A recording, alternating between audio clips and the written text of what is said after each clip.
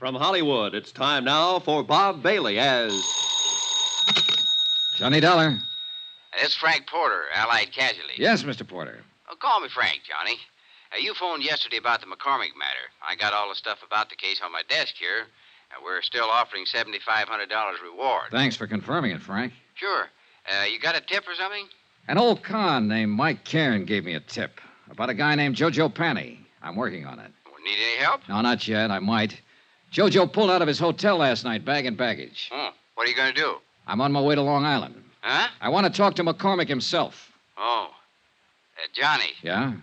Let me give you a tip for your own good. Don't bother Julian McCormack unless you've really got something. Could be dangerous.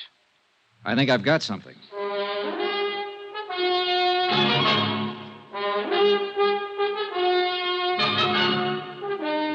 Tonight and every weekday night, Bob Bailey in the transcribed adventures of the man with the action-packed expense account. America's fabulous freelance insurance investigator. Yours truly, Johnny Dollar.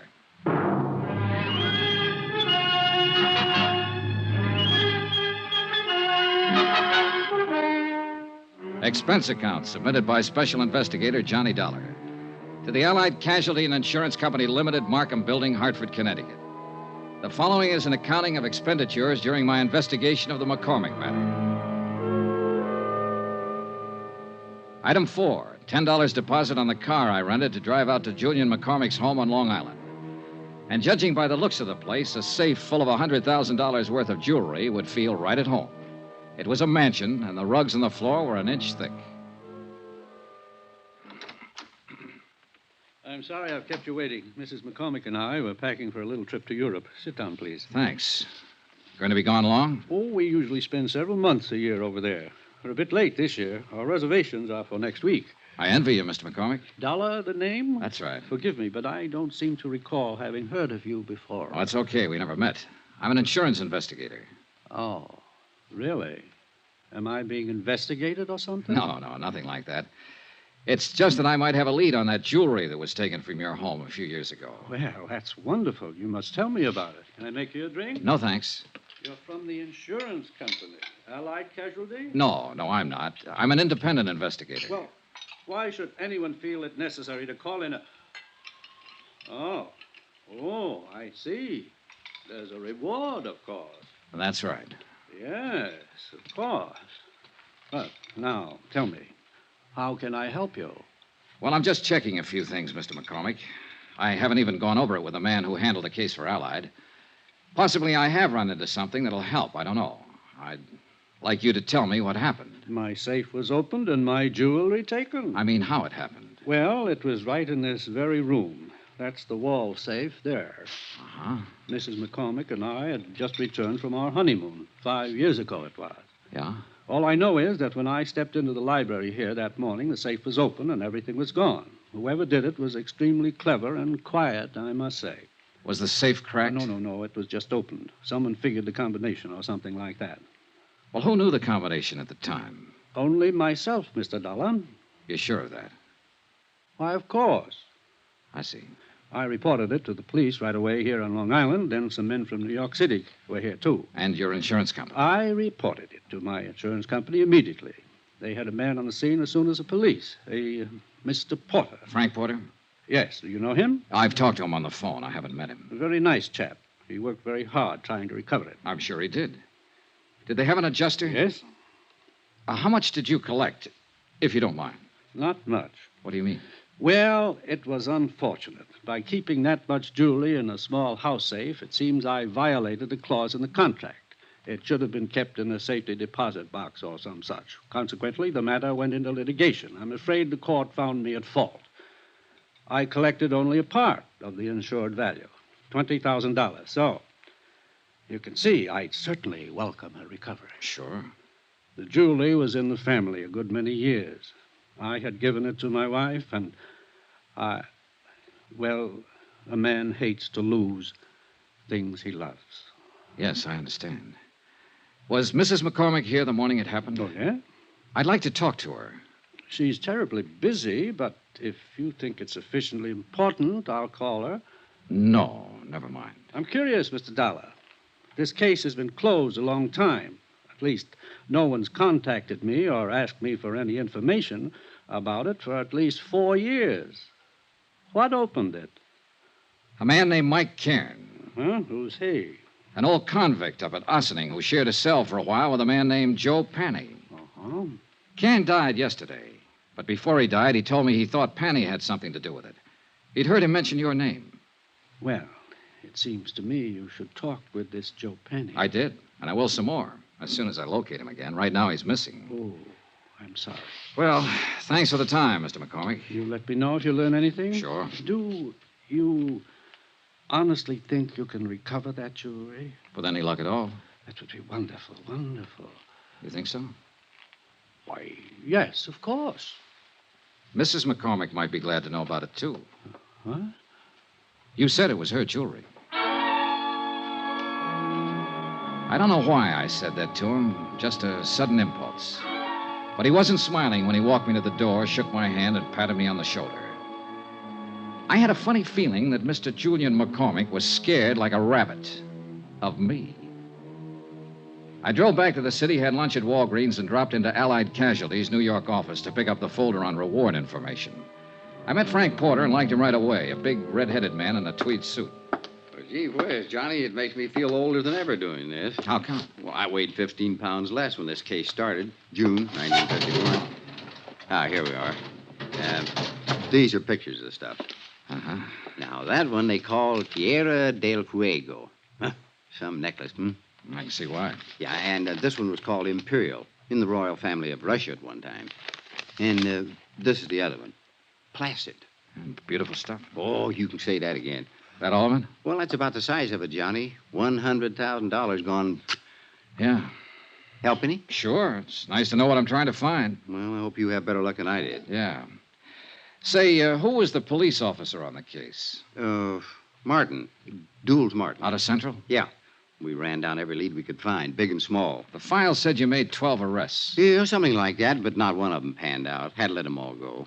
Martin requested pickups on every big-time jewelry man in the country. Now, I don't think one of them was overlooked. Well... No, Johnny, somebody just simply walked in that house, opened the safe as neat as you please, and walked right out with all of this. Very slick job. Had to be an experienced man. Well, it might have been a first job for someone just starting in. He got lucky. Yeah, we thought of that, and we didn't think much of it after a while. Frank, Gee whiz, Johnny, nobody could be that lucky. Case the house, know exactly where the safe was, know what was in it, get in, open it up, and get out without anybody, servants, the McCormacks, or any of their friends even seeing. Mm-hmm, yeah. Well, that wasn't even the hardest part, you see. Not one scrap of this stuff has ever turned up anywhere. Yeah, well... Anywhere. Now, what did whoever took it do with it? Did he break it down, sell it overseas? What? Not a trace of it. Imagine that. Imagine. You know what I think? I think the guy who swiped all this stuff still has it. I think he's sitting around waiting for it to cool off. Could be. But it's never going to cool off, Johnny. There isn't a city in this country or across the ocean that isn't on the lookout for these pieces. I suppose... Now, sooner or later, Hot Boy or Lucky Boy, well, whoever he is, will make a move. Meantime, we just wait. Unless, of course, you've got something for us to look into. Not yet, Frank. Yeah, well, when you have, we'll be right with you all the way. Good, good. How about a drink? Take a rain check. Okay. But remember, we got a whole floor full of lawyers upstairs. They can get up warrants, writs, seizure orders, anything you might want. Yeah. You just let me know when you get somewhere, and we'll go to work. I'll do that, Frank.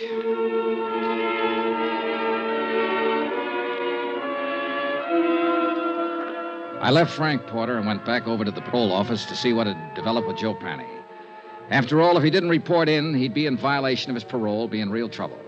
But nothing had developed. He hadn't put in a change of address, nothing. So I went back to my hotel and had some dinner. Then I shaved, changed my clothes. Expense account, item 5, $1.50 cab fare. I garaged my rented car, went back to Central Police Station, and pulled out the mug on Joe Panny once more, hoping to get a line on some friends or relatives of his where he might be staying.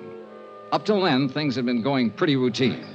Then a clerk from the parole offices stepped across the hall. Hi, Mr. Dollar. Hi. Thought it was you I saw in here. I wasn't sure. How's it going? Fine, fine. Talk to your friend Jojo Panny yet? Not today. Why? Well, you seemed awful anxious to talk to him, is all. I am. Why don't you go see him? You playing games? I've been trying to find out where he is all day. And I already told you. You what? Sure, I gave it to you half an hour ago when you phoned. When who phoned?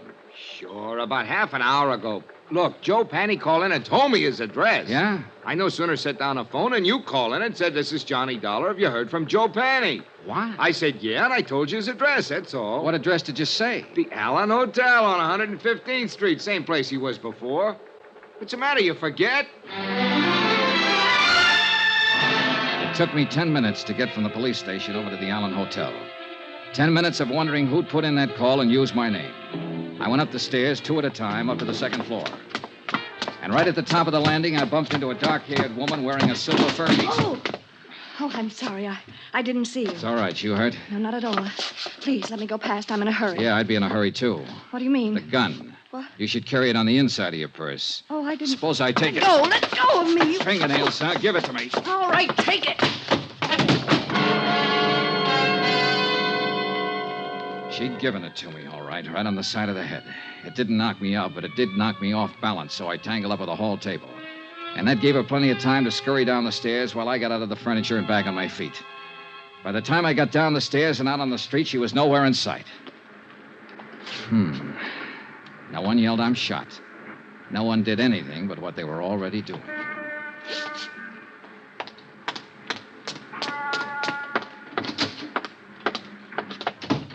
Hi. Where were you just now? You weren't here at the front desk? I was out back eating my dinner. Why? Oh, nothing. You happen to see that woman who just ran through here? No. Tall, dark-haired woman, about 30, wore a mixed stole? Me? Yeah. Oh, you're kidding in this joint. Oh, brother. You still looking for Joe Panny? He lives here again, doesn't he? Yeah. Have you seen him? Where is he? Out. I sat down with myself and waited. A half an hour later, when the clerk went back to finish his dinner, I stepped over to the desk and borrowed his passkey and went back up the stairs to room 210.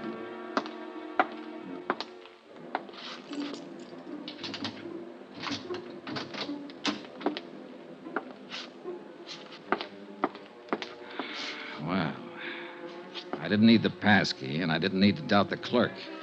Joe Panny wasn't there. But all of his things were. The curtains were drawn and the windows closed. Every drawer had been pulled out of every dresser. The mattress on the bed was slit from top to bottom, and the rug had been ripped and turned over.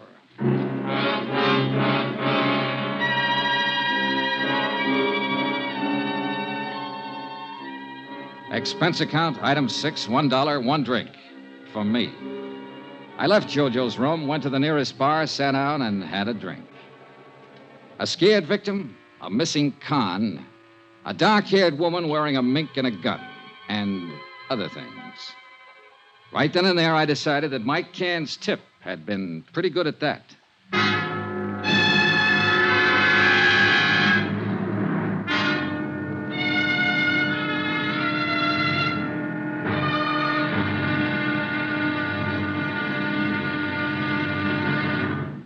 Now, here's our star, Bob Bailey, to tell you about tomorrow's episode. Thanks. Tomorrow, a slight case of mayhem. When the right guy turns up in the wrong place. Join us, won't you? Yours truly, Johnny Dollar.